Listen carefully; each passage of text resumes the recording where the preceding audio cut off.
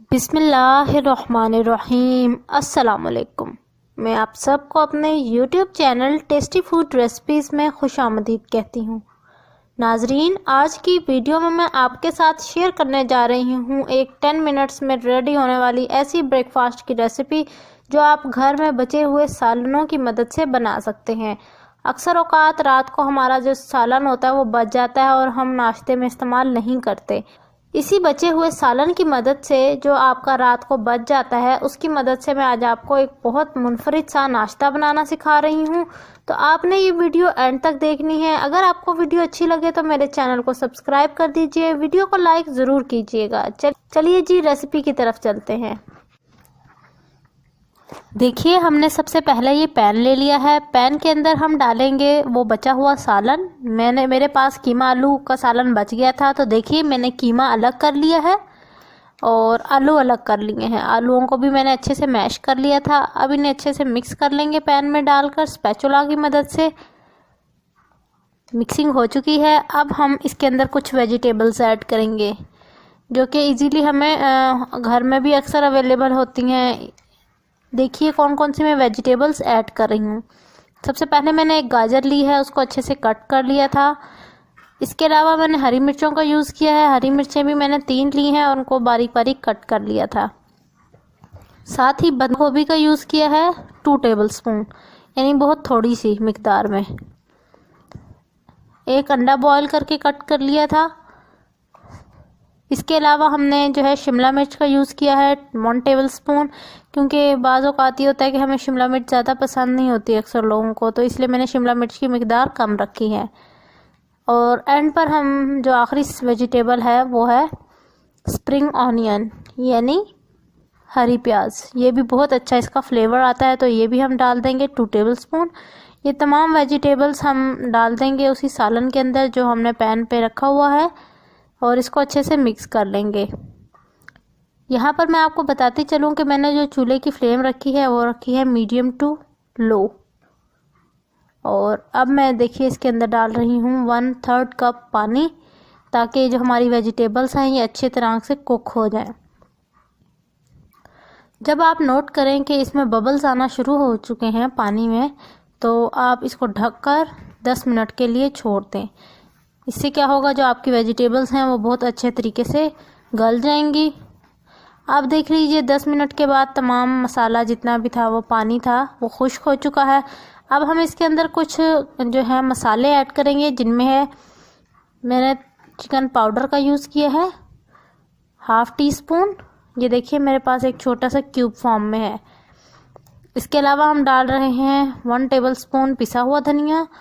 1/2 tablespoon हम नमक add करेंगे, क्योंकि बाकी वेजिटेबल्स में भी नमक तो उस टाइम नहीं था, तो इसीलिए हमने थोड़ा सा नमक मज़ीद और ऐड किया है, जो सालन में नमक था उसके अलावा। साथ ही हम ऐड कर रहे हैं चिली फ्लेक्स, यानी अधकुटी लाल मिर्च 1/2 टेबलस्पून। 1/2 टेबलस्पून हम ज़ीरा यूज़ करेंगे और 1/2 टीस्पून हम चाट मसाला का यूज़ करेंगे। इन तमाम मसालों को जो है हम डाल देंगे। ये जो हम मिक्सचर रेडी कर रहे हैं इसके अंदर अच्छे से इसको मिक्स करेंगे और अच्छे से इसकी मिक्सिंग के बाद जो है हमने भुनाई सी कर लेनी है इसकी, ताकि जो है एक बहुत मज़ेदार सा फ्लेवर आ जाए।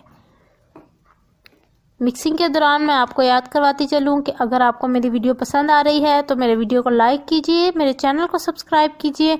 चलिए जी नेक्स्ट स्टेप की तरफ चलते हैं। अब हमने मसाले को ठंडा कर लेना है, क्योंकि मसाला हमारा रेडी हो चुका है और इसको हम प्लेट के अंदर सर्व कर लेंगे जब हमारा मसाला थोड़ा सा ठंडा हो जाएगा।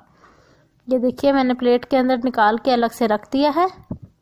आप देख सकते हैं कितनी खूबसूरत जो है इसके ऊपर कलर आ चुका है, बहुत मज़ेदार सा इसका फ्लेवर है। चलिए जी अगले स्टेप पर चलते हैं।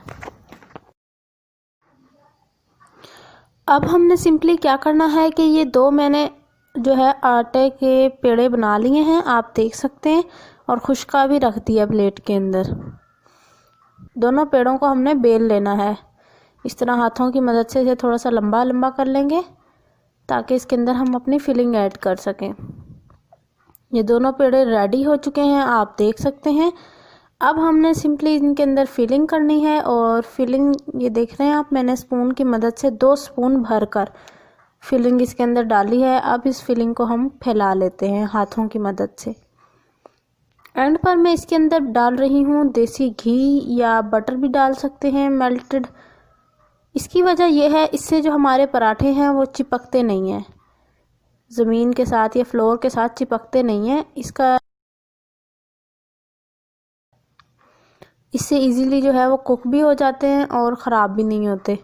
अब इसको जी बंद कर लेंगे, ऊपर वाली सारे ऊपर एक और लेयर डालकर आटे की, जो हमने 2 बनाई थी ना, एक और जो दूसरी थी वो भी डालकर इसको क्लोज़ कर लेंगे, अच्छे से ज़िप कर लेंगे। देख लें आप किस तरह से मैंने चारों तरफ से बंद कर लिया है। अब मैं इसको खुश्की के अंदर डिप कर रही हूँ और उसके बाद अब मैं इसको बेल लूँगी बेलने की मदद से।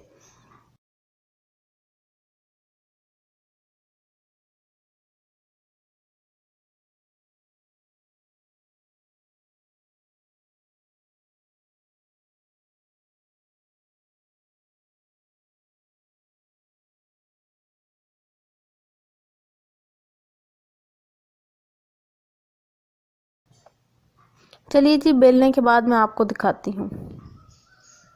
ये देखिए, मैंने नॉनस्टिक का तवा ले लिया है और साथ ही मैंने 1 टेबलस्पून घी डाल दिया इसके ऊपर।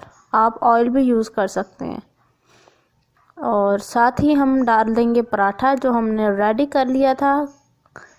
अब इसको अच्छे से हमने जो है ऊपर भी घी डाल देना है 1 चम्मच, और साथ ही इसको अच्छे से जो है पका लेना है, कुक कर लेना है। जब ये एक साइड से कुक हो जाए तो तब आप साइड को चेंज करें, और इस तरह से करके आप एक बहुत मज़ेदार सा ब्रेकफास्ट अपने लिए रेडी कर सकते हैं।